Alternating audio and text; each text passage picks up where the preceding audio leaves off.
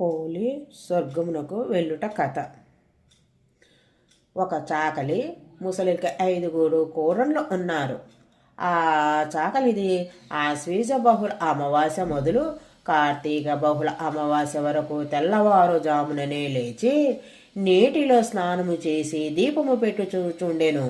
అట్లొక నెల చేసిన పిమ్మట కార్తీక బహుళ అమావాస్య నాడు చిన్న కోడలిని ఇంటికి కాపలా ఉంచి పెద్ద కోడలను 4 వెంట పెట్టుకొని నడిగెడ్డుకును వెళ్ళెను. ఆ చిన్న కోడలు చల్ల చేసిన కవ్వమును కంటియున్న వెన్న తీసి పత్తి చెట్టు క్రింద రాలిన ప్రతితో ఒత్తి చేసి ప్రమిదతో పెట్టుకొని నూతి దగ్గర స్నానము చేసి జ్యోతిని వెలిగించుకొనేను.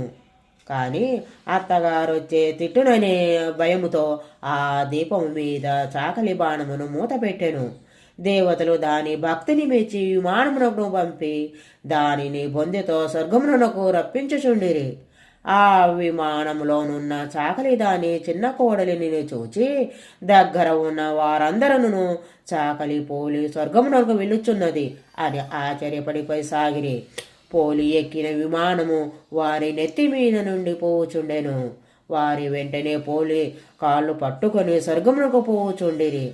అది చూసి విష్ణుదూతలు, ఈ పోలి అధిక భక్తితో జ్యోతిని వెలిగించినది కావున స్వర్గమునకును వచ్చుచున్నది. కానీ మీకు స్వర్గమునకు వచ్చు అదృష్టము లేదు, పొండి అని తోచివేసి పోలిని బొందితో స్వర్గమునకును తీసుకొని పోయిరి.